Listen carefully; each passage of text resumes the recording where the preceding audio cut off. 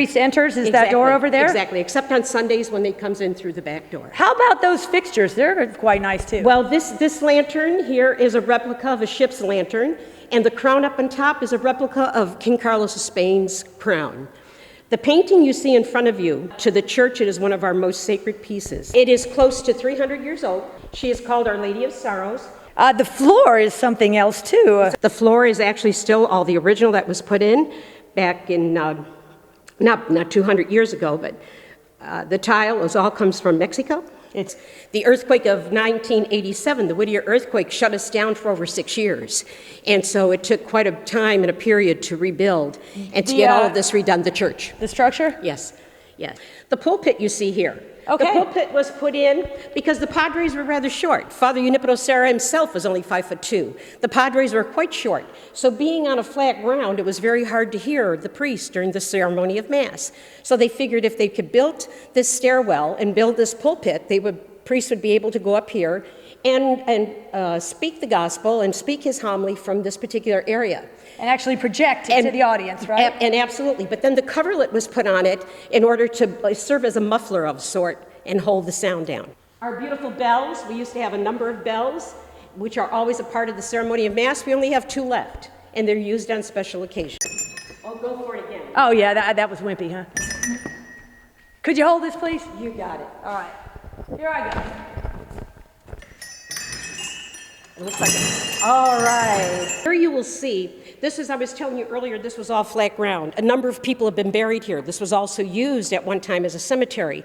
So they were actually buried right here? Not in this spot. We feel that they are in this location somewhere. They could be under the altar, they could be in the back in the sacristy, but this is what the marker is to acknowledge those that had the major part. So they're pretty heavy hitters here, Oh, huh? yeah, you got that right. Father Sanchez, Father Cruzado. In fact, you're going to see a Bible when we get to the museum.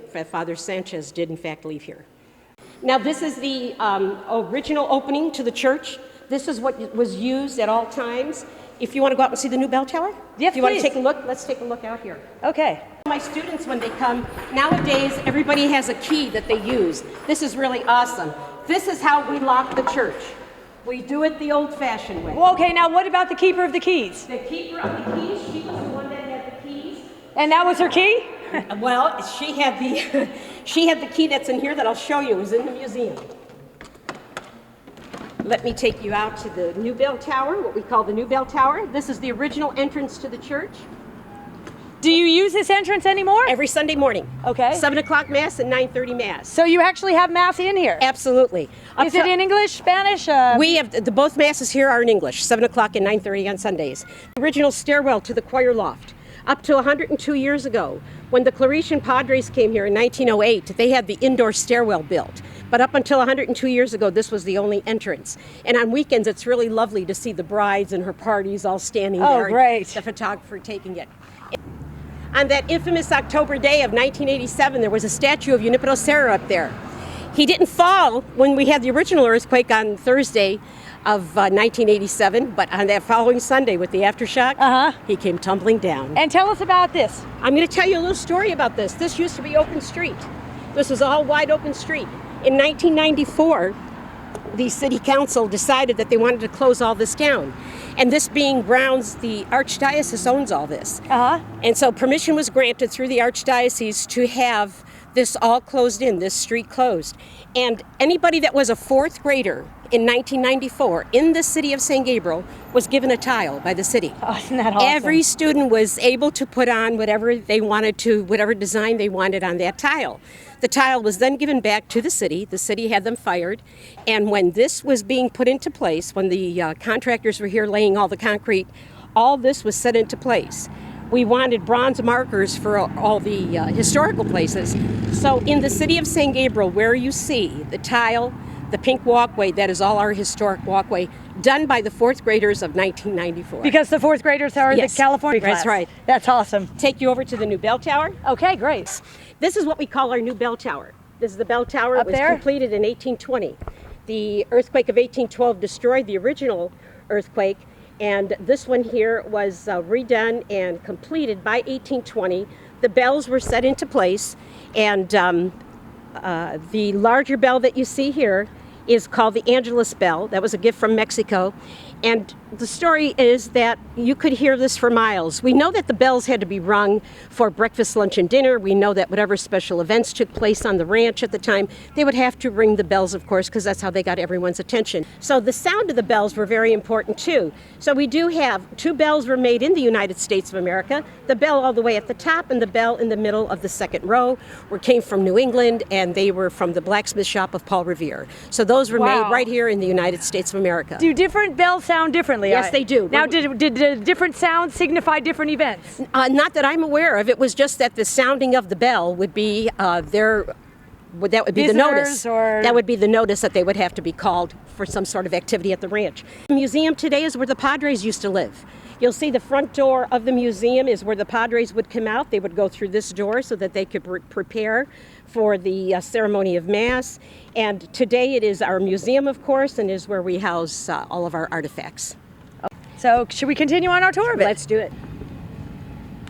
This is a tribute to the over 6,000 Native Americans who lost their lives in the construction of this? Construction of this. Now, how would you lose your life building the mission? All the crew, they didn't have the tools at the time. They didn't have, and then a lot of fights broke out, and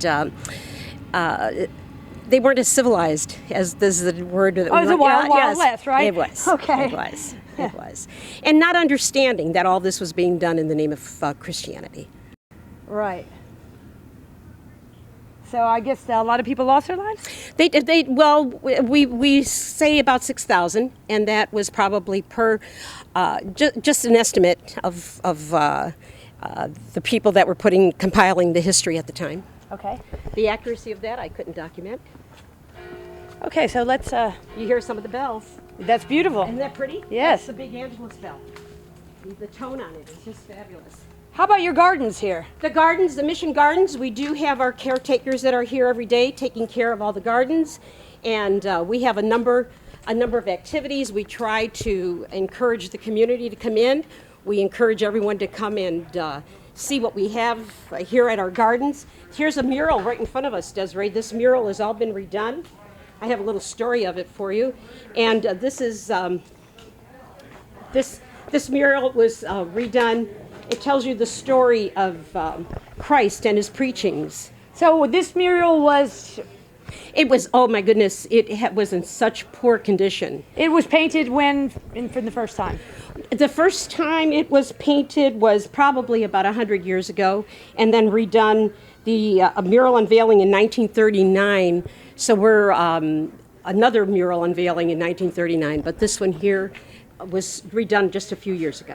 Mary, I understand that all the missions actually during a point of their history went secular. Is that? That's correct. And then didn't we lose a lot of them? We did, but thanks to Abraham Lincoln, who did give them back to the rightful owners, which was the church. So we do have our great emancipator, Abraham Lincoln, was the one that did give it back. So exactly how did that happen, that they went secular? Well, just the money. I think it all had to do with money, and where was the money going to be made, and the government needing more property. Sure.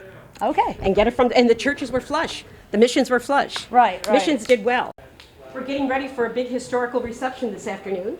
At 4 o'clock, we have a reception. These are some of the original doors. This is the condition of some of the doors here. You can see from the element that they really did not survive very well, and that's why they had to be replaced. Was it burned, or is that just No, rot? That's just from the element. It's rot, which was very surprising because everybody tells you that redwood doesn't rot, but we're here to tell you it does. This is what's left of our winery. This is a neat room. I've looked at this many times. What? Okay. You can see in here that we still have the wine press. We still have some of the old barrels that were used for the olive oil. This is for the pressing of the grapes. And just what's left of the original winery here at the ranch. Did they step on the grapes? They did. They stepped on the grapes, but then I'll show you a crusher that they did build about 50, 60 years later. Okay, and wine was an important... Absolutely. For the ceremony of Mass, wine is always used, and so they did produce their own wines. Did they sell the wine here? Yes, they did. They did. And I understand you still produce wine here. So we still, not as much as we used to, of course, but now it's done as a recreational and more of a fun, but because the wine that's used for Mass is purchased.